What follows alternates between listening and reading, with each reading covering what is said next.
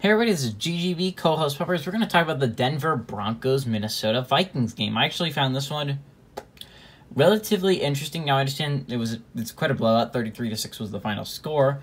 But I'm going to be honest here. The quarterbacks for the Denver Broncos, they're going to be on my winner list. And I understand see, the interesting thing is, normally, if there's a winner, it provides some amount of separation. Drew Lock and Teddy Bridgewater both looked insanely good, and I understand. Drew Lock has shown this before in the preseason. It's not anything new for him to look good in the preseason.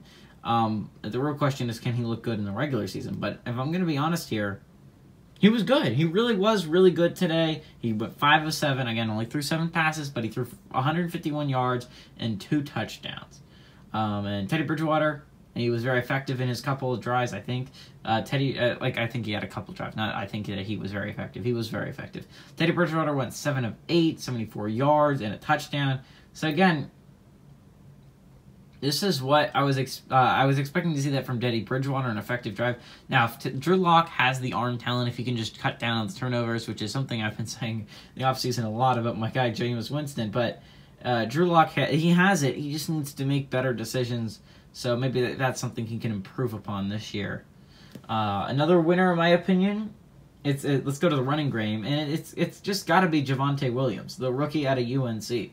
Javonte Williams went 5 of 29. Didn't get a touchdown, but he had a long run of 13 yards.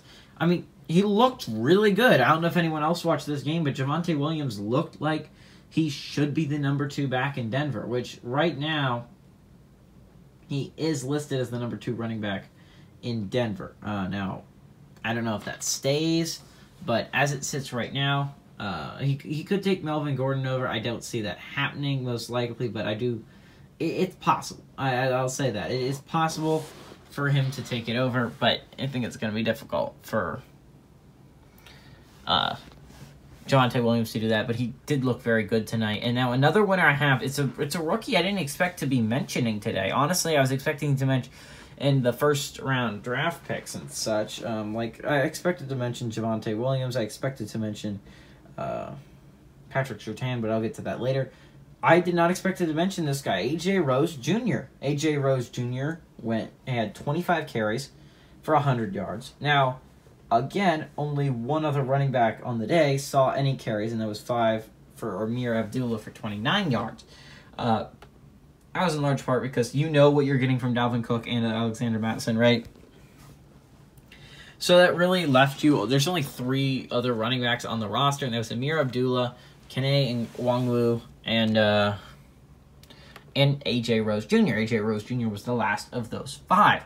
But unfortunately for Kene and Nwangwu, and good thing for A.J. Rose Jr., Kene got hurt. That left A.J. Rose an opportunity. They kind of know what you have in Amir Abdullah. You still want to give him a couple snaps, but you're going to get a low quality back. I'm sorry, it's just a second round pick out of Nebraska just isn't doing it for me. I'm sorry, Amir Abdullah. But now if you go to I thought Kene Nwangwu, I mean, I guess there was a reason why he was picked against ahead of Kenneth Gainwell. Don't quite know why, but there had to have been some thinking there. But A.J. Rose Jr. got a whole bunch of carries, and I think he showed that at the very least he should be the number 4 running back in the roster and not Amir Abdullah. I think Amir Abdullah should be gone out of Minnesota this year. Now, another winner I'm going to have for tonight, I'm going to do, I think 3 more winners. No one on the Minnesota side of things after this. KJ Hamler had a great day. He really did. 2 catches, 105 yards, 1 touchdown. And I understand he's probably going to be the number 3 option in Denver behind Courtland Sutton and Jarrett Jeudy. But let's be honest, KJ Hamler could be a very, very important asset to this team moving forward, especially if Drew Lock can get his full potential. This could be a very dangerous team moving forward with Melvin Gordon and Javonte Williams and Courtland Sutton, Jerry Jeudy, KJ Hamler, Noah Fant. I think this could just be a very deadly roster, and especially when you get some good play on the defensive side of things. This could very much end up being a good playoff team this year, my opinion, personally. Now, another winner I'm going to have for today, it's just, we'll do 2. I'm sorry. I'm an idiot and I can't get my words out, but it has to be Patrick Surtain. Patrick Surtain, he had the big play, the pick six against Jake Browning. He didn't do much other than that, only 2 pass deflections, but still a pick six in your first game as a rookie. I just gotta hand it to him. What a great play by Patrick Surtain. I'm really excited to see what this guy can do in the future. Now, I'm going to go one more on the Minnesota side of things. I know I said I wouldn't, but I just have to hand it to Chris Boyd. Chris Boyd went one-on-one against Jerry Jeudy, and Jerry Jeudy is a very good receiver. He's very good, and he won. He won a lot of the time. He did. He got a holding call called against Jerry Jeudy. He had a great deflection in the end zone on a slant, which slants are very hard to cover. So I got to give just credit to my guy. That was a hard play to cover, and Chris Boyd did a great job of just covering up Jerry Jeudy the entire game. And honestly, he might be a very good number 2 corner in Minnesota. And Chris Boyd was one of my guys at Texas, and he was only a 7th-round draft pick. So I'm very impressed with how this guy has turned out in the NFL. Great. I absolutely love my guy. And Chris Boyd, he did a great job. Now, losers in this game, I got to say, Kene Nwangwu, just starting off, he was a loser today because he got hurt. I really feel bad for the guy. He had a chance to prove why he was better than Kenneth Gainwell. Don't see it yet, but maybe he'll prove it. He had a chance to prove that he was actually a valuable asset to this team. Fortunately, wasn't able to do that. I gotta go with the big losers, the quarterback play. Now, I understand, and you kind of expect it. It's Jake Browning. I mean, you're not expecting too much high-quality play from Jake Browning. I understand the Minnesota fans love him up there, but he is not a high-caliber starting quarterback in the NFL, and I don't know if he's a high-caliber backup in the NFL. He's just kind of a person in the NFL. He went 5 of 10, 31 yards, and a pick. But the real person everyone was excited to see with the Vikings was Kellen Mond. Again, Kellen Mond, 3rd-round draft pick, early 3rd-round draft pick. I believe first of the 3rd round was Kellen Mond. He went very, very early, and everyone was saying, is this a sign of things to come for Kirk Cousins?